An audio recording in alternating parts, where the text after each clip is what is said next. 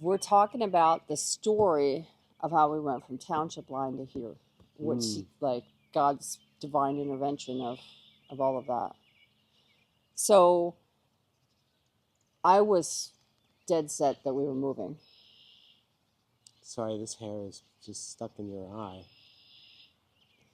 And you didn't really want to move. But every house I've ever fixed, you've sold. I know a good realtor. Yeah. But yeah, so I wanted to fulfill the dream of the big family compound farm. And our last house, Josh made very custom. He made it very custom the way you liked it. It was just so close to the road. And Well, the real estate values were so high there. Yeah. It warranted a lot of the nicer amenities that we were able to install. Yeah, it was very nice. I do miss that kitchen, that bathroom. I mean, it's very, like, the trade-off was, all of this. But it was a nice home. It was a really nice home. But nonetheless, so we were looking, and we had a set budget.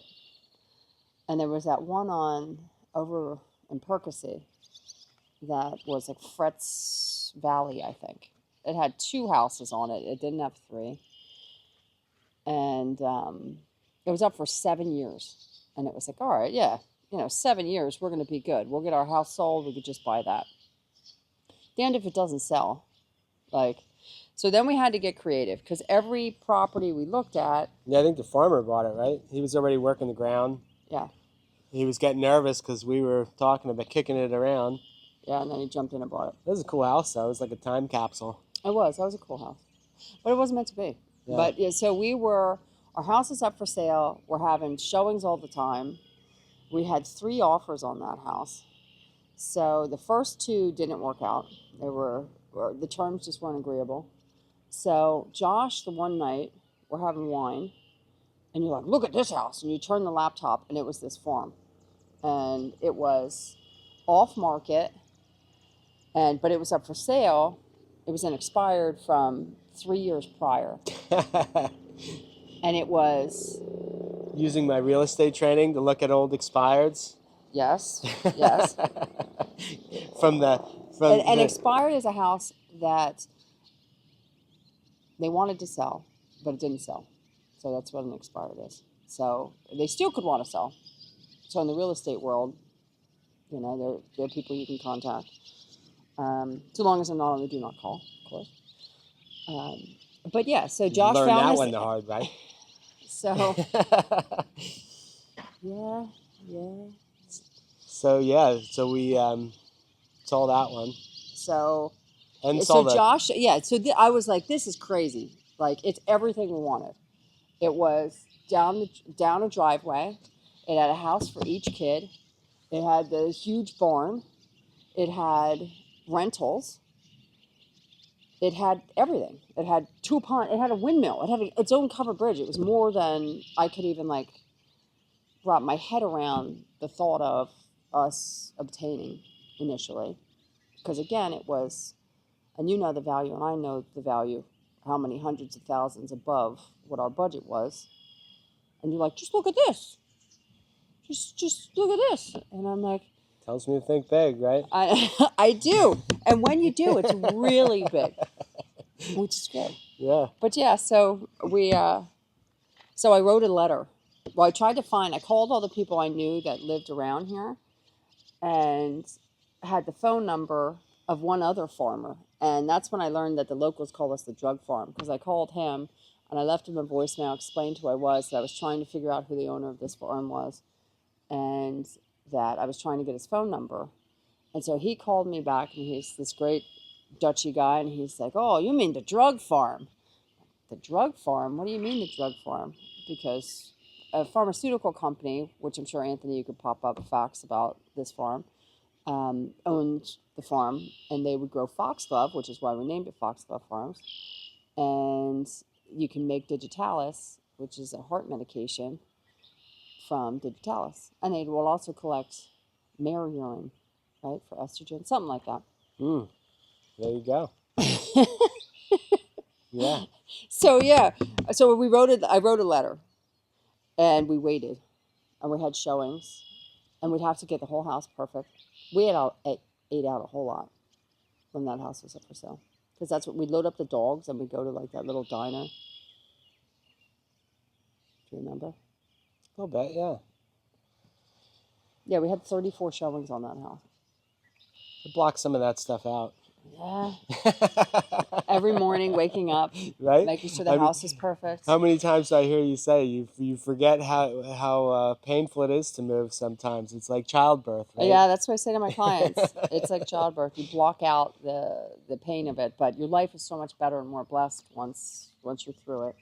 So yeah, so I thought it was amazing because we had really good showings, and this couple was relocating back to the area.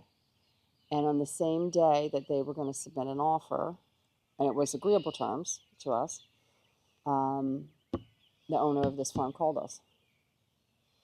And he was like, if you give me my price, I will sell the farm to you. So I reached out to Farm Credit. I think I gave him 5 years of tax returns and was like, can we do this? And she was like, yeah, here's your mortgage commitment. I highly recommend Farm Credit when you're buying a farm, which is now, it was Mid-Atlantic. Now I think it's Horizon. That's what it's called. But so the fun part starts with, we get under agreement on both properties. Do you remember all this? I do, yeah. How could I forget? So it started with, our buyers needed to move earlier because they were relocating, and we wanted to try to accommodate them. And this property couldn't close because Farm Credit needed like 60 days or 65 days or some amount of days that was longer than what we needed on the other house. So we went back and forth, and this is where I got crazy about where we're going to live. Couldn't get pre-entry. Yeah, which was a blessing. That worked out. Yeah. So we wound up, I started out by looking at like pricing out. So we rented a storage space. Or two. Well, that's what it started as, one, because Josh had this obsession with chairs and barn trinkets that I didn't understand. I didn't know that we were supposed to open a wedding venue. So it started with like one huge space. Then it became like 3 spaces. It's like 44 totes of stuff. But nonetheless, so he started putting all that stuff in, but then it was like, where are we actually going to live? So we had 5 chickens, 2 dogs, Arlo, his girlfriend Bree, who is now his wife, Owen, and Josh and I.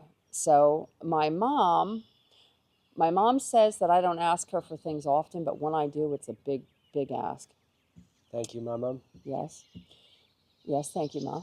So I came up with the idea of us buying a tow-behind camper and parking it in her backyard. And so we went on the quest of this because it would have been, to stay in an Airbnb, it would have been an issue with the dogs and the chickens and all of this. And it would have been too much for my mom. She was having health stuff at that point.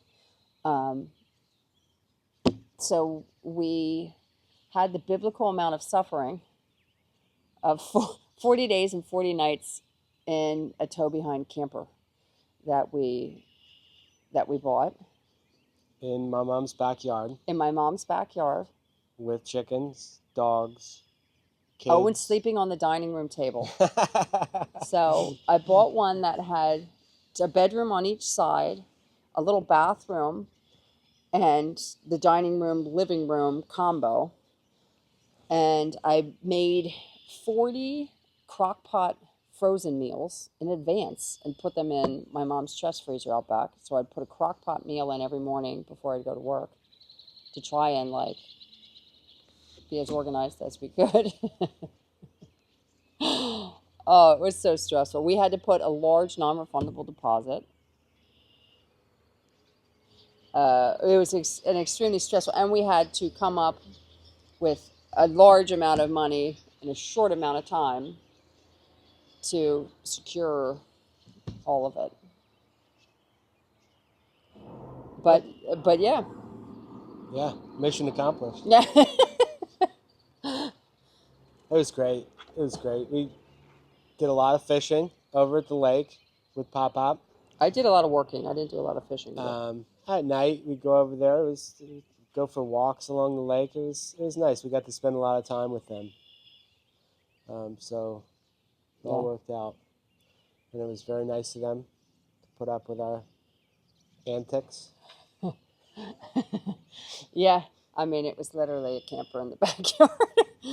But we realized then, I think we're not going to ever vacation in campers. I think I was quite happy the day that camper, I sold it on Marketplace, and it rolled out of there. And I think they showed up without a tow hitch or something, yeah, and like $500 short or something, and it was like, they yeah. showed up without a hitch to tow it out of there, and I made sure I took the one off of Pop Pop's truck. He's like, I'll buy you another. Yeah, and bought him another hitch because that thing was leaving. We sold it for like what we paid for it. Yeah, it was great. It was great, and we weren't sad to see it go. No, not at all. Every time anybody would move, you'd get like moved around. Like, so at night, Arlo's, 6'4", 220 pounds. So if he's just needed to move at night, the whole camper's moving. Yeah. Yeah, I'm not. I mean, that's better than sleeping on the ground. I don't like camping outside. That's like. But no. it worked out really nicely because we didn't really have any money out. We had to buy the camper, but then we sold the camper. Yeah. Yeah. So creative. Yeah. I think that's part of like what makes this story unique is just how creative you can become. Like if you really want something, you can just keep going. Like if one way doesn't work, you figure out another way. So it was like, all right, we can't have the chickens and the dogs in an Airbnb. We can't go to a hotel for a month, over a month and a half. And yeah, it was pretty funny. So then, yeah, our farm closed on Rio's birthday. Hi, Rio. I told you I'd say hi to you. Little dumpling. So she was watching our niece. She was watching one of the videos, and she was fascinated by it. So I told her we would say hi to her. We love you, Rio. On the next video. But yeah, she was born the day we bought the farm. We closed on it. And then once we got here, pretty much all the tenants had given notice. So we were like, all right, great, let's figure this out. Which we did. You always just, if you believe and you have faith and you are resourceful, you just keep trying different things so it works out. And now I have a written contract that she can't sell this one. I will not sell this one. The boys are already on the deed. They don't have to wait till I'm dead for them to inherit stuff. I think that's a silly thing that people do anyway, but I guess they want to surprise, I'm dead. That's how much I loved you. It wasn't about that for me. It was just, taking roots somewhere. Yeah, I never lived in any home in my entire life longer than 10 years. So And Ole's a special place. It is. It's beautiful. I love it. I don't regret it. It's a lot of driving, but I don't regret it. I'll drive wherever. Doesn't matter to me. It's beautiful. Yeah, and we've taken up roots with you firefighting, the boys firefighting, all of it. It's a beautiful community. Sure. I love being almost 100 acres of 1,000 continuous acres. It's really pretty. Now we just got to get you to help them with their peach cobbler. Cheap shot at the... they have festivals, and we were so excited to go to this peach festival because he loves peaches. And I love her cobbler. And the peach cobbler is like, you got to go in there and teach those old women how to make cobbler. And I was like, yeah, I'm sure that would go over real well. Hi, I just bought the farm up the road. This peach cobbler stinks. Can I show you how to make it? Oh yeah, it's already. I already have to walk that line of people. The peach festival's coming up, so if you're from Ole and you see this, she's got a great recipe. Stop. I didn't think it was that bad. You just liked mine better. We'll leave it at that.